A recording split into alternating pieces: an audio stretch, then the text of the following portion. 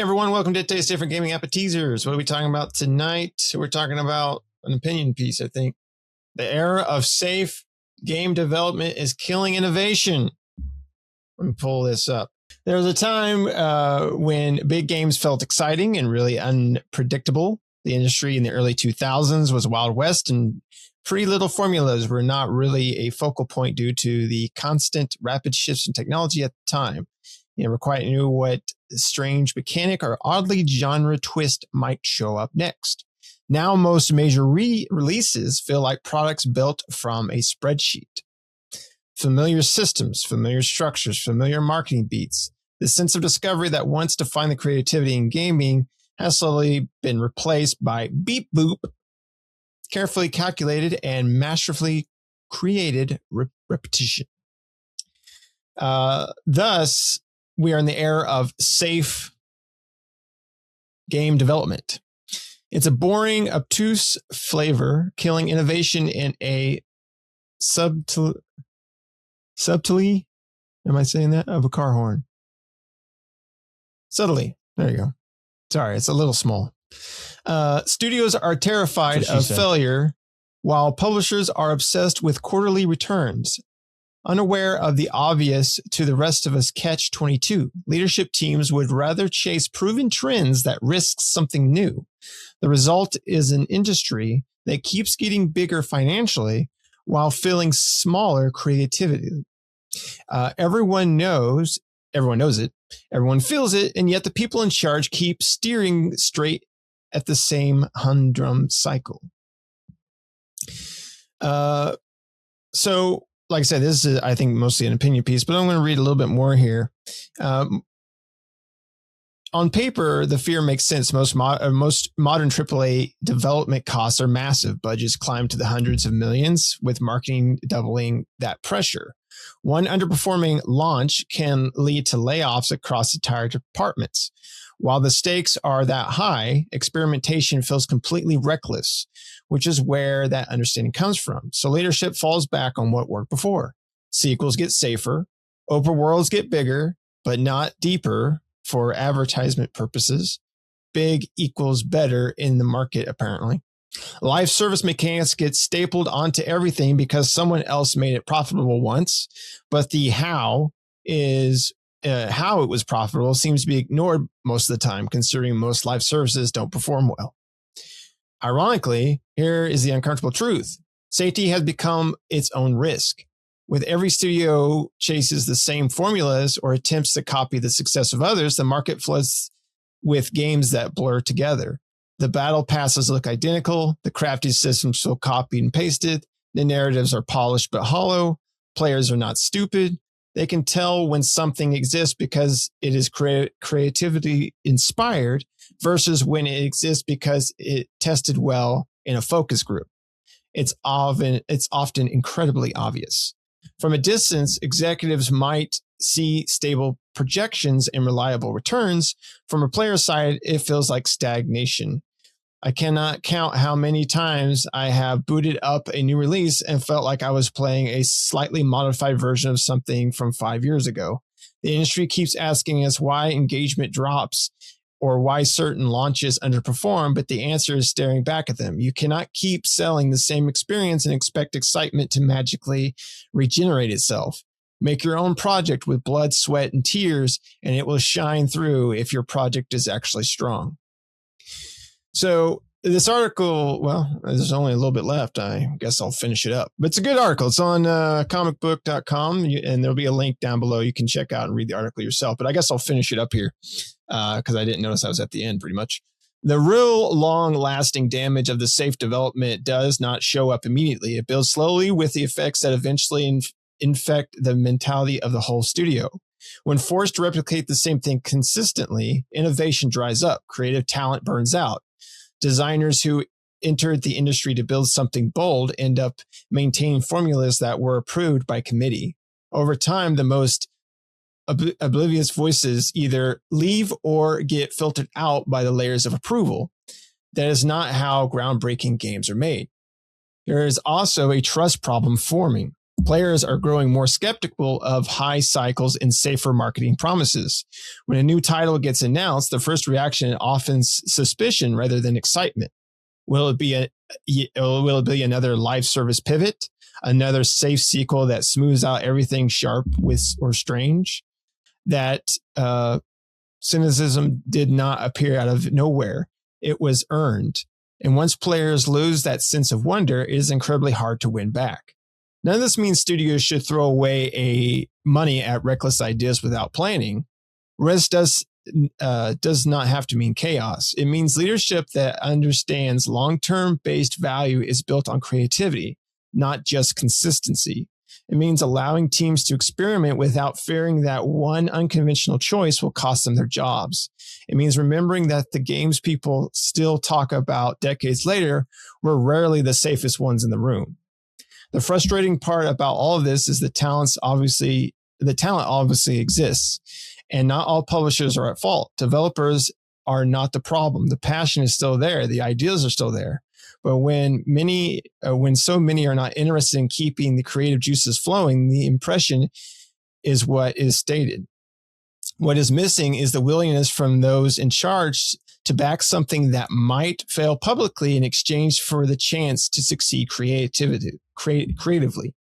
Right now, the industry feels like it would rather slowly fade in predictability than risk being different.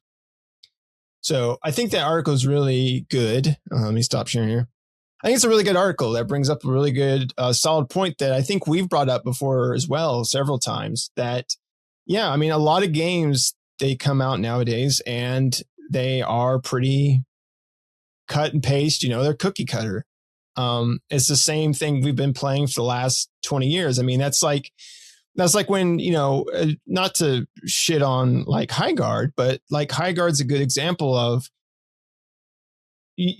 a hero shooter that we have. These hero shooters, no matter, I guess High Guard tried to put some creativity in it by mixing some genres together, but ultimately it's the same hero shooter aspect as we've already played. So that's why, or like a game like Concord, that's why these games don't take off, is because the player base is like, I've been there, done that. I've been there, done that many a times. And unless you have something creative or out of the norm with this, you're just copying or recycling the same stuff I've already done. And I'm not going to stick around for it, right? Maybe I'm already playing a battle royale. So why would I leave the battle royale I've been playing for the last 20 years to play yours, right? If you're offering me the same thing. It's games like Expedition 33 that take that creative aspect, right?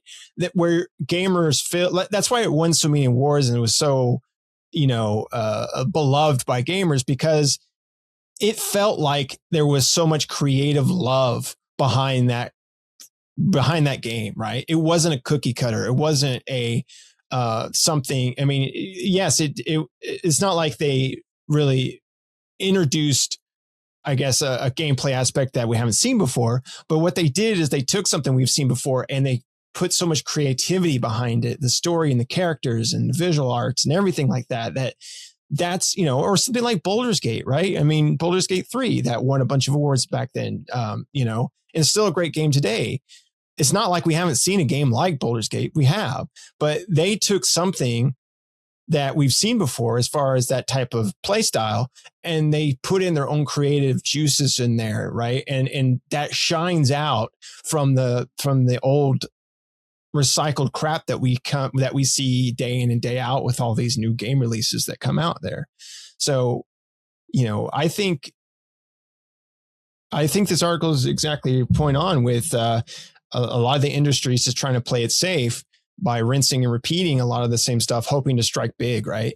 Hoping to strike oil with it, with a game that comes out there, and not willing to take chances or risks with things and try something new. And it's the ones that try something new. And ultimately, like from the big developers, and I'm looking at like Ubisoft with the Prince of Persia, right? They took the Prince of Persia, made a Metroidvania out of it, which is completely different than most than most Prince of Persia games. Those are usually action adventure, right?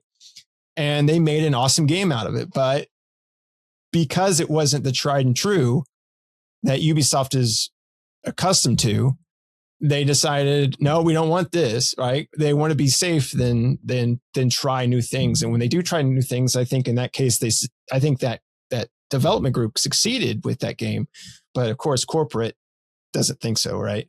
So, I mean, it succeeded in my eyes, right? I don't know how they did sales wise, but I thought it did pretty well. But anyway, Shane, what do you think of this article? What do you think of the points brought up? Oh, I could not find anything to disagree with in it whatsoever. We recently played freaking Marathon, the beta Slam Fest, Summer Slam. Oh, Sugar Slam. Pat had the best remark on it. What is the hook? Because it is every extraction shooter. No hook, no.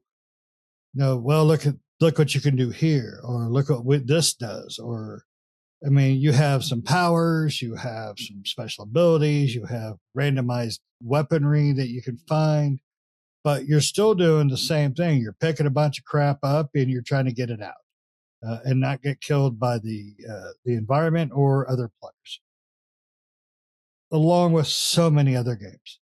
No hook. I mean, that was literally the best description you could have gave it. The gameplay played well, as far as the shooting and everything, but that was the only positive thing I could really say about it, because it was never bad. It was just never different. And they copy and pasted, and this is Bungie. I mean, Bungie revolutionized first-person shooters for consoles by giving you not just a great shooter, but a great game in the original Halo. And, and they made a few sequels off of it that all felt great, and they all felt good. They all felt passionate. And then, they went off and they did Destiny, which Destiny was a good game. To me, it was too focused on making money than the actual, core of what the story could have been, or some of the gameplay mechanics. But, and a lot of that is a personal opinion too, because one person's, feeling about how the gameplay or gunplay or the traversing works is going to be different than the others. I mean, Pat always complained about some of the platforming stuff you had to do in a lot of the DLC that we ran through. And yeah, I agree, but some people are like, oh no, it's great. It's fine. It's, feels like I'm Dora the Explorer or some crap. So, but with Marathon, it's the same goddamn game that you have everywhere else. A game like Helldivers, for instance, don't know what the pulse is on that one, to why we played so much of it, enjoyed it so much, never felt like we were burdened to buy everything with personal money. It's just a solid game, and it was fun and everything. Not everybody can hit that. Not everybody can hit the Fortnite money. Not everybody can hit the Call of Duty money. But you know what you can do? You can try something new, just like Nick said with Prince of Persia. Even Pat liked it, and that's really not Pat's, repertoire. Fancy French word for his thing. So, it really is heartbreaking. And I've complained about this for a while now. The biggest problem with the gaming industry is investors. It's all about the investor now. It's not about the product. It's not about the sales. It's just about what the investor is getting out of it. They're making their decision on people that don't play games. They're making their decisions on people that don't know what you're even doing half the time. They have a bottom line, and that is it. And that's just, in a creative field, that is like the worst thing you can add to it is greed. So that's why we're in the rut. What was it they announced the other day, Pat, that just chapped your ass? Horizon. The Horizon live service game. Yeah. So it's like Sony, again, chasing that dollar by taking something that was original, that was unique, and that was fun, and going, you know what? We can milk the shit out of this thing. And that's what they're trying. And it's just going to go to the wayside. I was telling these guys when we were playing the marathon beta, we ought to start a pool for how long we think that game's going to last before it gets shut down. Is it going to go as quick as Concord or the other 5,000 games that come out and go away? Don't know. We've got to take the greed aspect of it. I understand you got to have money to make these things. Fully get that. But you can't take away the thing that makes the money. And that's the passion. That's the uniqueness, the inspirations, the ideals, just the randomness that the people come up with for these things. Expedition 33, they took a lot of old ideals, made them new, they made them fresh, with a great storyline and great story beats. And I think the story beats have to be good to get you to play through a game. Right now, I'm playing Resident Evil 9. And one of the first things I told Nick, what I thought was it felt like it was going back to the roots. Now, that doesn't always mean good, though, because some roots are just, they're old, they're done, they're past. But I think games like Resident Evil, Final Fantasy, they work them enough, they change them enough, and I think they're passionate enough because they usually have different people working in each iteration. So I think that's why they've lasted. I think that's why they have longevity. And you're not getting that with most 99% of the games that come out anymore, it feels like. So what do you think, Pat? I mean, it's a dollar world, and that's all it's about. And I really agree with them. Every studio out there seems to be trying to play it safe, or they're only doing one of two things. They're playing it safe, or they're chasing that money that another game developer, as he had mentioned in the article, has done. Like, everybody's chasing that live service dollar because it's minimal effort, maximum profit, right? Like, you make your game and you just keep pouring minimal content into that game because and so you basically, you have a large staff or however big staff you want, develop the base game, and then once they're done, you get rid of over half of them, and then you just let those other half maintain and produce new content for the game. And so they're hoping to win that lottery, but all they're doing is killing studios in that race, I feel, because we've mentioned this before. It's probably not even 10% of them make it. The number's probably 10% or less, I would imagine, that make it. And they're all banking that they're in that upper echelon, And then the play it safe one, what they've done for gamers is they've made it boring for us. Like, we mentioned the Ubisoft thing till it's, till we're blue in the face, but Assassin's Creed has been the same damn thing over and over and over and over. And even the whole new Samurai Ninja one is just like, okay. Yeah, same thing, same shit, different day, right? Same shit. So their Assassin's Creed series is stale because they're playing it safe. The term that always comes to my mind is a mile wide, a millimeter deep. It's wide as hell, but shallow as fuck, which means there's no content. There's no depth to the game. They just throw a bunch of shit at you and say, go collect this meaningless thing here. Go collect that meaningless thing over there. They distract you with the ooh shinies, but the game has no depth to it. It just has no soul. It's a rinse and repeat model that has worked for them for the majority of their career, right? The majority of their franchise. And that's what they do. And that's what game. And so every time you see a sequel, you're like, it used to be when you heard a game was making a sequel, you were afraid they were going to change something that was fundamental to the game. And sometimes it worked, sometimes it didn't. Now, when they make a sequel, you're like, damn, they made the same thing again that they made the last time. You're not worried about them changing something.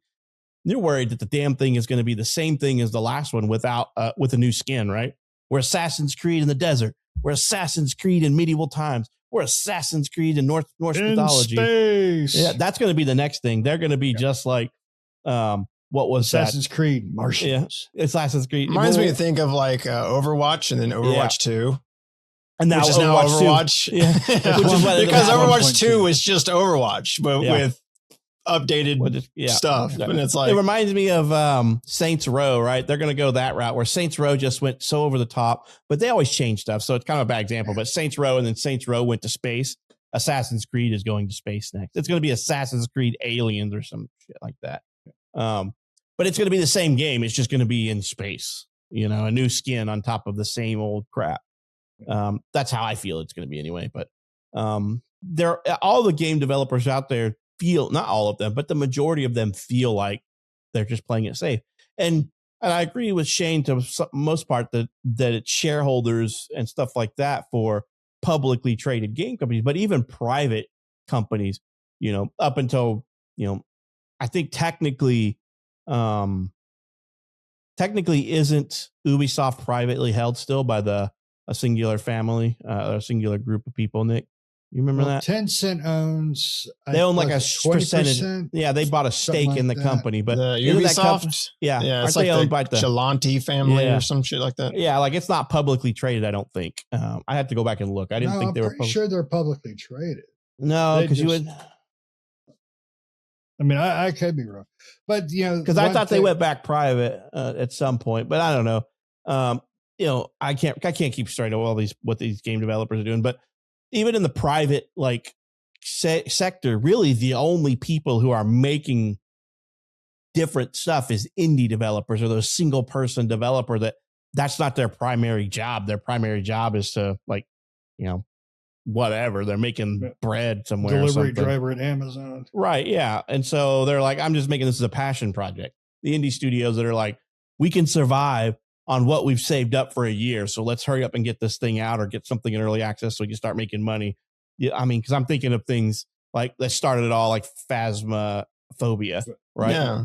That spawned a whole genre of game. That spawned a whole genre of games. I mean, that guy talked about like making that game, and he just wanted to make like a scary ghost game, essentially friends, that he could play with his friends, right? And it was built off the love and creativity for like, I just want to make something cool that's not out there. And then look at it now, like it's still, I mean, other people have copied it. And they can't overdo it, right? Phasmophobia is still number one in it. Even the people that's copied it have been like, it just doesn't work. It's kind of like the Fortnite thing, right? Mm-hmm. People copy Fortnite, but Fortnite is still sitting at the top, right? Yeah. And that's why I say like indie studios are really the only ones who are doing new and different things, right? And they are beating out the AAA studios, and in a lot of cases too, the AA games, right? I think AA's are even outpacing AAA games these days with quality and gameplay.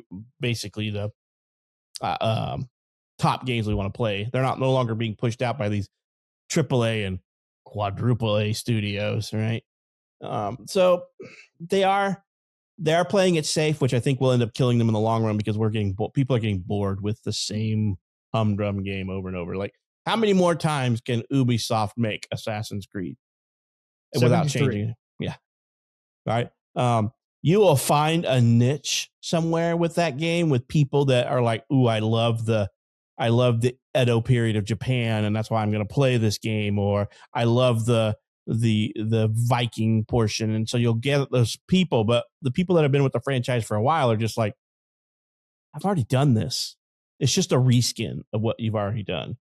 So yeah, I kind of agree with him that they're playing it safe to the detriment of their company because sales are dwindling. They're not going up. Like you start looking at the numbers and you're like, oh, well, they did worse this year than they did last year or the last release. So what does that mean? I've thought for the longest time that Ubisoft is swirling the bowl and they need to be flushed, but they haven't been flushed yet. They still got floaters in there. So I don't know. I honestly thought that Ubisoft would have been gone by the end of last year with how many bad decisions they were making. I figured Tencent would just purchase them and swallow them up, right? Yeah. And then they'll do like they did with that one game studio they just shut down recently that had been making a game for 5 years and never made anything. Shut it down. We just wasted 5 years worth of money. I don't care. But the biggest problem, I put it all on investors and stuff, but the biggest problem is gamers. Gamers keep buying those things. And I think gamers have reached that saturation point where they're not buying it anymore. Yeah, they're slowing down on it. I mean, Destiny's last few DLCs haven't sold near as well. The last 2 Assassin's Creeds, they have dropped tremendously, you know, and that's like you said, Pat, you know, the whole niche thing. I wanted to play the new Assassin's Creed for the ninja and samurai aspect of it. You know, that's the reason I wanted to play it.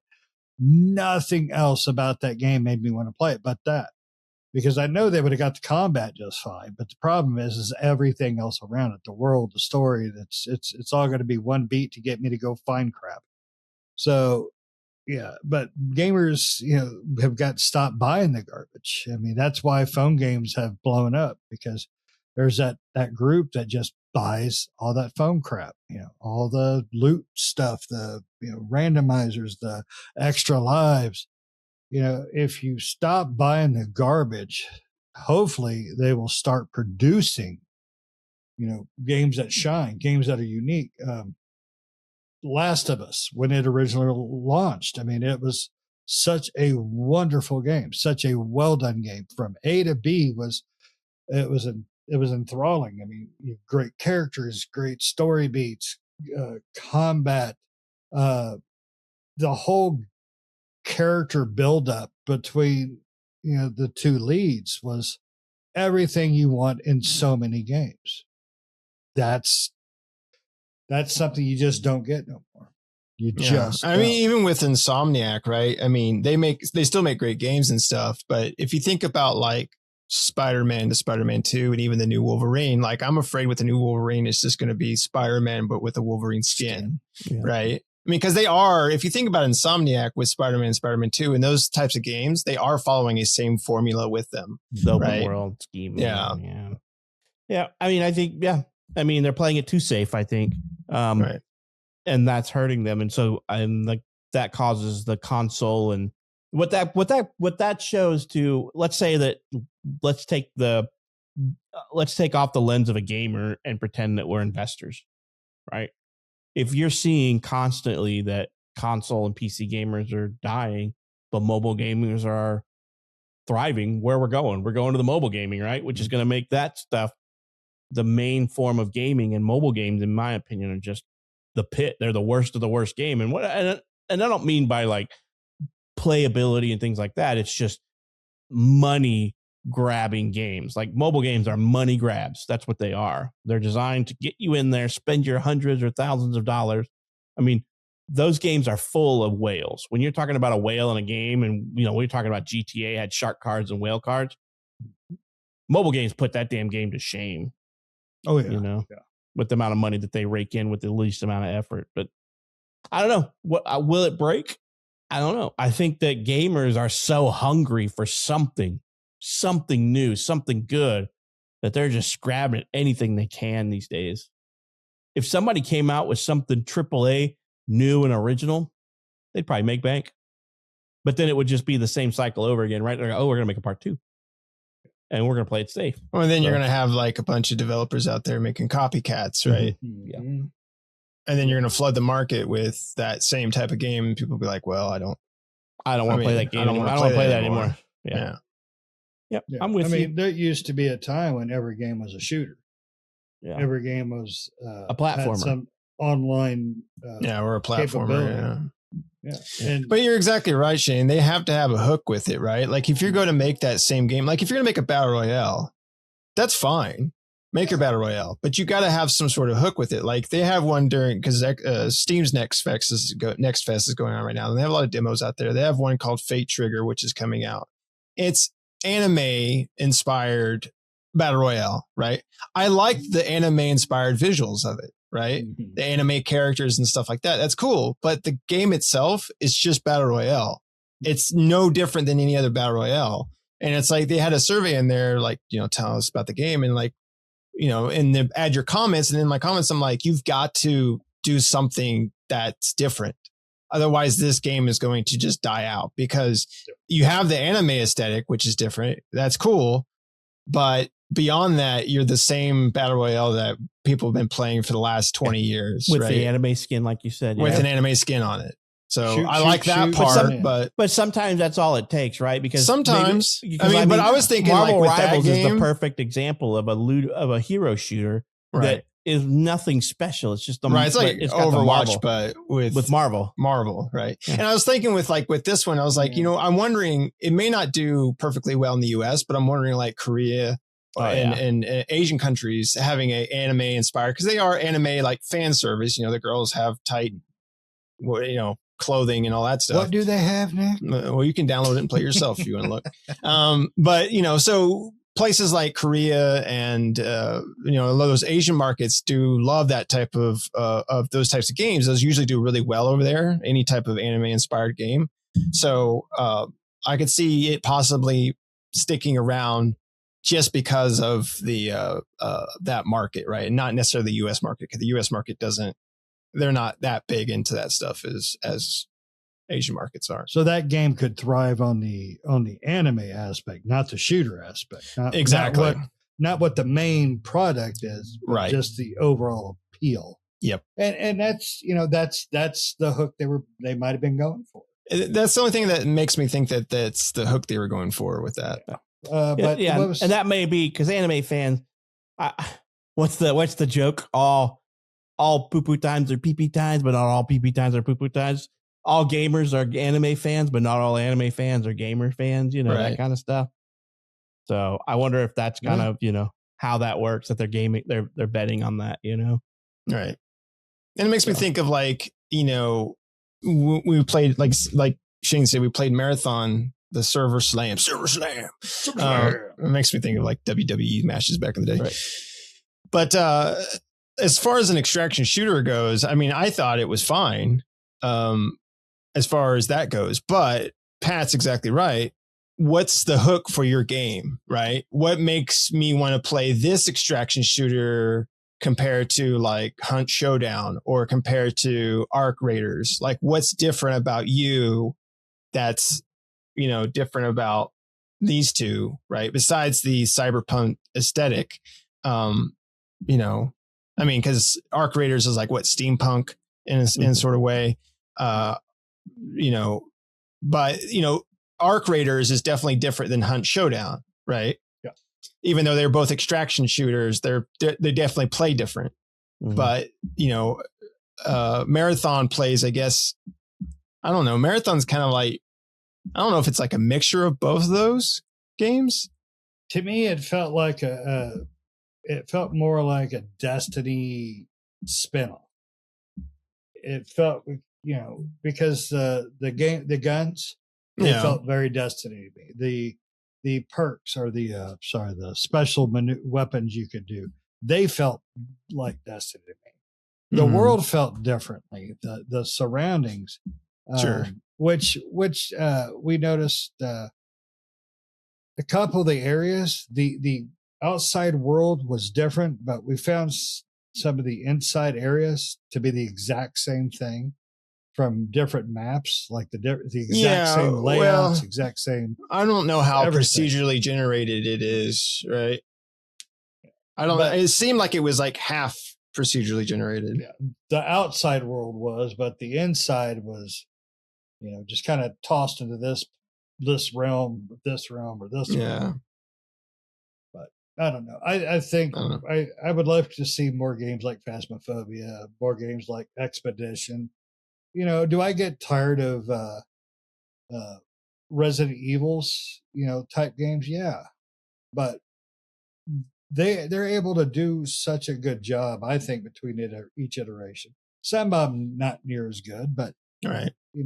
I can still play them, and I'm playing 9 right now, and I'm enjoying the hell out of it. Final Fantasy 16 didn't like, and that wasn't because it felt like 15 or 14 or 10 or anything like that. It just wasn't done well. Yeah. Well, I mean, like, that's the good thing about, in the words of like Final Fantasy, they usually do change it up with each iteration. Not necessarily visually all the time, but definitely play style. Yeah. And so, and they try, and Capcom tries, Square Enix does that with that. Capcom tries to do the same thing with Resident Evil, right? Where each Resident Evil is different in some aspect than the last, right? Sometimes they do go in the same rinse and repeat, especially around like 4, 5, and 6. They tried to kind of follow the same formula, but, mixed it up in 7 and 8. and 9 changes up a bit, but 7 and 8 were kind of the same formula as well. That first person, aspect. So a little more on the jump scare for 7. 8 was more on the action side, and 7 was more on the jump scare side of things. So, and I think that's so far. I think that's how 9 is leading. A good mixture of both, which is the way the series used to be. That's why I said it felt like the originals.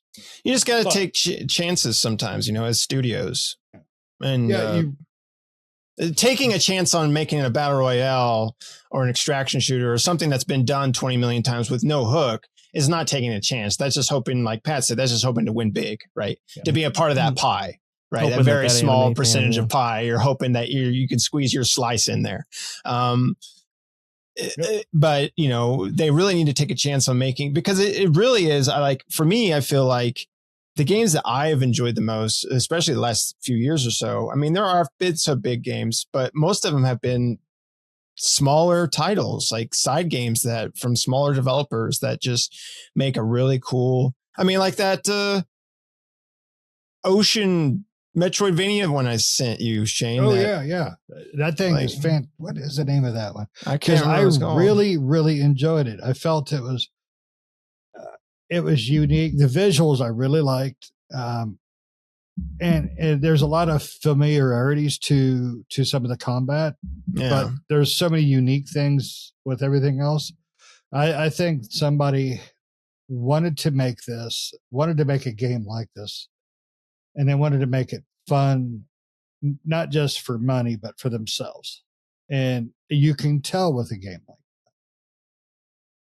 But I think another thing is to the gamers out there, try things that you don't normally play. Things that are out of your wheelhouse. Nick has introduced me and Pat to so many games that are just, we would never play. Yeah, one of my favorite games was that Sentinel 13 that we never would have tried. 13 Sentinels. 13 Sentinels, yeah. I would have never tried it. It was one of my top games. I love that game. Yep. And, Doki Doki is one we brought up, and I love the game. I thought it was so different and unique, and it's like, wow. So try new things, because that'll get you out of the rut. And maybe it'll also teach these huge, big developers like, Ubisoft, Capcom, Square. Oh shit, these guys like this kind of stuff too. All right. Maybe we should try something else. Maybe take some of that loot that they're chucking around the world in Assassin's Creed and condense it down a little bit.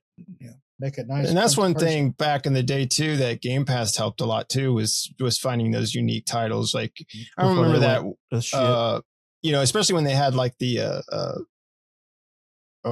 stuff that you could, like, if you play it, you get points and stuff, the reward system. Mm-hmm. Like I remember that one, I think me and Pat played that puzzle one where you move the camera around and you create like the, and it was, that was not something I would probably ever download and play, but I did because it was a part of like the rewards thing. Mm-hmm. And I'm like, this game is cool.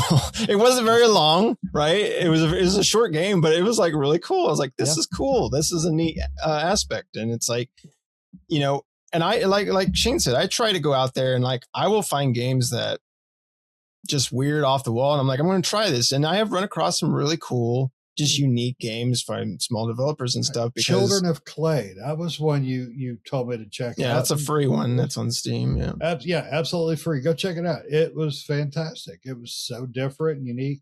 And I think the best part of it was, did not know what to expect in any form or fashion as I played that.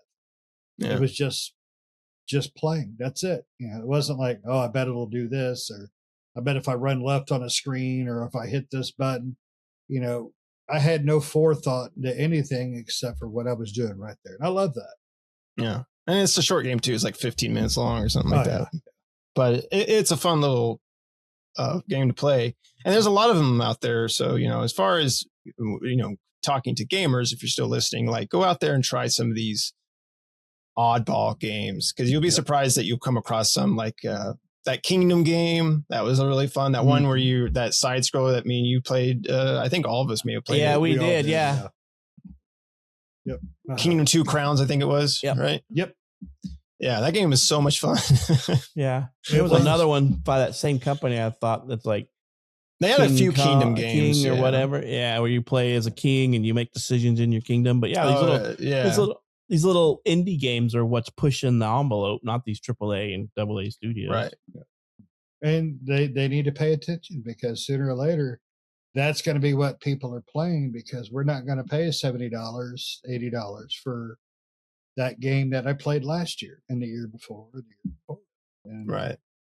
We don't want a bunch of rinse and repeats. Yeah. We've played those a million times. Yeah. And now that's all they want to do. There's better ways for me to waste my money than to play the 50th Assassin's Creed, the 50th, Rainbow, Mountain Grove, Mountain Dew, whatever the hell game that last one was that came out. So, Rainbow Mountain Dew. Yeah. Diarrhea. Sponsored by Mountain Dew. Now, don't get us started on that. Well, you guys got anything else you want to add? No. Nope. All right. Well, let us know down in the comments below. What do you guys think? What do you think of our developers and publishers out there? Are they playing it safe with new titles, especially the big ones, right? I think the smaller developers, indie developers, are definitely trying to take chances, because most of them do it out of a passion for passion and love of creating something, right? They just want to create something. It's not their main job for most of them. They're just doing it on the side, and they create something really cool, right? Now, they don't always make something really cool, but sometimes they do. And when they do, it's an awesome experience that you can't get outside of a AAA, studio. So let us know down in the comments below what you think. Other than that, thanks for watching. Make sure you like, subscribe, hit the bell notification, stay up to date with new videos that we do all the time. We'll see you next time. See ya.